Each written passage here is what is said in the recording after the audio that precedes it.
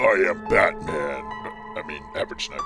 What's up, guys? Average Sniper here, and welcome to another episode of Learning to Snipe in Battlefield Hardline. And in this episode, I would like to talk to you guys about the M98B.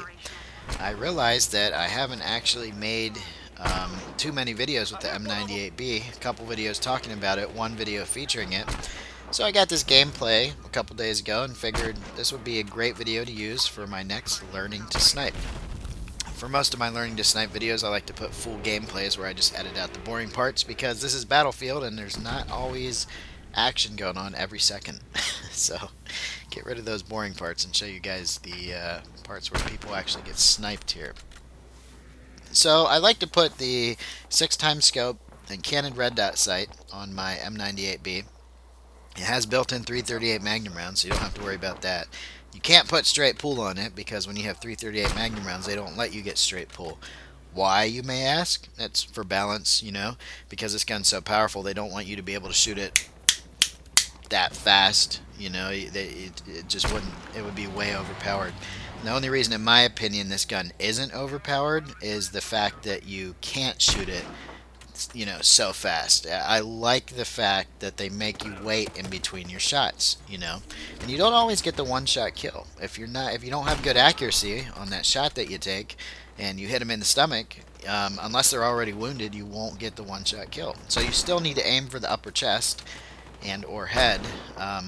If they're within that 50-meter range, you can pop them once in the chest and get the kill, but if they're outside the 50-meter range, you still need to go for that headshot. So in my opinion, the balance on this gun is good. And there's a lot of controversy out there about whether sniper rifles should be one-shot kill or not. Let me just clear that up by saying, of course they should. They're fucking sniper rifles. They're powerful. If you take one in the chest, you need to go down. Now, I'm not saying you should be able to run around and quick scope with it, like kind of the old Call of Duties you used to be able to do. That's kind of weird, I'm also not saying they should take aim assist off the sniper rifles or anything like that, but the way they have it balanced now is really good. Once you get used to the sniping in this game, you can be very powerful with any sniper rifle that you choose, especially the ones that can get one-shot chest kills. But you can also be just as powerful with the assault rifles, light machine guns, and other weapons in this game that are not sniper rifles. So in my opinion, the balance in Battlefield Hardline, and one of the reasons I really like sniping in Battlefield Hardline is because I feel they did a very good job at balancing the sniper rifles in with the other guns. And yes, I do believe it takes a little bit more skill, as it should, and as it is in any game, to use a sniper rifle over an assault rifle. Now, obviously, the sniper rifles are made for long distance, and you have the advantage over somebody at a longer range. But when you're in close range, the guy with the assault rifle should always have the advantage.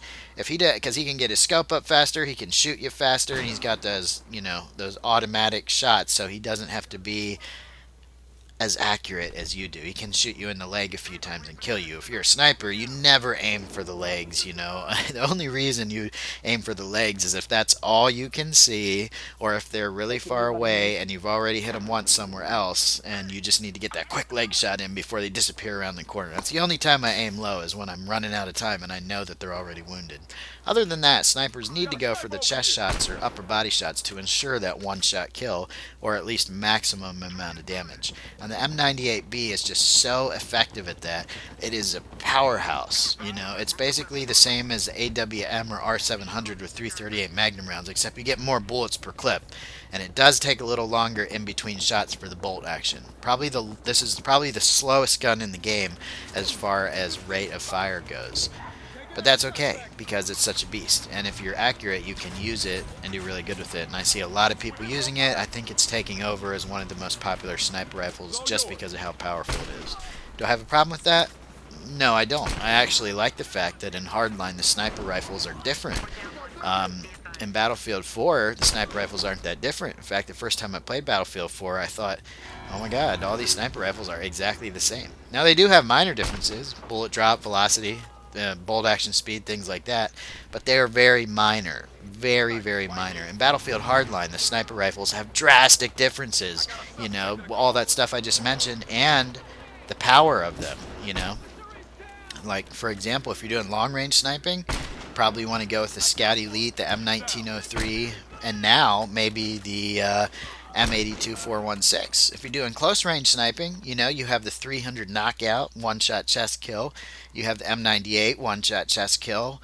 R700 and AWM with 338 Magnum rounds, one-shot chest kill up to 50 meters. And you also have the 388 Recon, which is like a hybrid in between the super powerful sniper rifles and the long-range sniper rifles that don't do as much damage. It does a one-shot chest kill at 30 meters. And sorry, I'm going a little fast. I get excited sometimes when I talk about the sniper rifles. I have really enjoyed Battlefield Hardline, and I hate the fact that it never got as popular as the other Battlefield releases.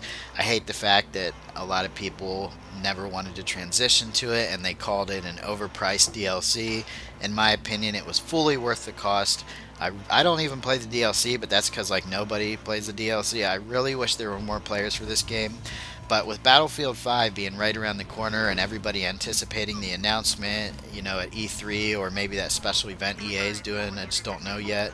I have a feeling, unfortunately, that not many people are going to be playing Battlefield Hardline once Battlefield 5 comes out. Obviously, especially if it's as good as previous Battlefield releases like Battlefield 3 and Battlefield 4, regardless of how, anybody's opinion might be of them. Those were some good Battlefields. And the majority of people are still playing Battlefield 4. So if Battlefield 5 is even as good as Battlefield 4 or Battlefield 3, which I've heard really good things about, then I think everybody will be in for a treat. I just hope that we get some diverse sniper rifles on the Recon class, because that is my favorite thing about sniping, is the diversity. And honestly, while Battlefield 4 I have a lot of fun playing and a lot of fun sniping in, I still feel like every sniper rifle I pick is basically the same exact gun. It's like they have different names and there are slight differences, a little bit of diversity there, but not much. You know what I mean? It's just not much. So that's really what kind of pulled me into Hardline, is how different the sniper rifles were. And when Hardline first came out, it was so hard to get the 300 knockout, which was the only one-shot chest kill sniper rifle you could get. Arguably the AWM and the R700 could do one-shot chest kills, but it had to be within a 12.5 meter range. And when you're that close, you're within shotgun distance. So the odds of you getting that shot first on somebody at that range are slim to none. Plus, who wants to run around with a sniper rifle and try and get within 12.5 meters of somebody just to get that one-shot chest kill? You don't want to get that close when you're sniping. Even if you're a close-range sniper, 12.5 meters is pretty close. And you can still get it, but what I'm saying is you don't put yourself in that situation purposely where you're that close to the enemy, So, yeah, I really hope that Battlefield 5 is as good as previous Battlefield releases with diversity in the sniper class. I watch all these videos with other YouTubers talking about, what should they do to the sniper class? What are things they should add? How should they do it? And here's my answer. Diversify the sniper class. Make the sniper rifles different from each other so that they have specific, purposes. People are going to pick this sniper rifle for long range. People are going to pick this sniper rifle to play aggressively. You should have that option, because anytime you have a rifle that powerful and you can't get a one-shot kill within, let's say 30-meter range, it just becomes kind of unrealistic. And don't get me wrong, I don't want my video games to be super realistic, otherwise I'd be playing a simulator. But let's be real. When you're sniping, and you're sniping close range, you're already at a disadvantage from players that are using assault rifles and light machine guns. And yes, it could be argued that you're putting yourself in that situation and sniper rifles are meant for long range. But at the same time, that's not necessarily true. You can't put sniper rifles into the same class every time and say that, if you're a sniper, you have to do long range. You should be able to play the game you want to play with the skill that's required to do so, but without the handicap. And I just think it's a handicap anytime a very powerful weapon can't get a one-shot kill within that 30-meter range. If they made snipers like the 338 Recon or the 388 Recon in Battlefield 5, I would actually be pretty happy with that. I would go for my headshots when I was far away, and I would go for those chest shots when I was close up, so I can play aggressively, play the objective and not have to rely completely on my secondary weapon. And that is why, having said all that, the M98B is my current favorite sniper rifle in Battlefield Hardline, because it lets you do exactly that, even goes up to the 50-meter one-shot kill instead of the 30-meter. They do have this gun in Battlefield 4, but it is completely different. It's just like all the other sniper rifles. It is powerful, but you won't get that one-shot kill unless you're within the 12.5 meter range, assuming the enemy isn't wearing the defensive armor, which pretty much everybody in Battlefield 4 wears, specifically because it lets you take more damage to the chest. And who wouldn't want to be able to take more damage to the chest? Even I wear it. It's a great thing to have. It just needs to be.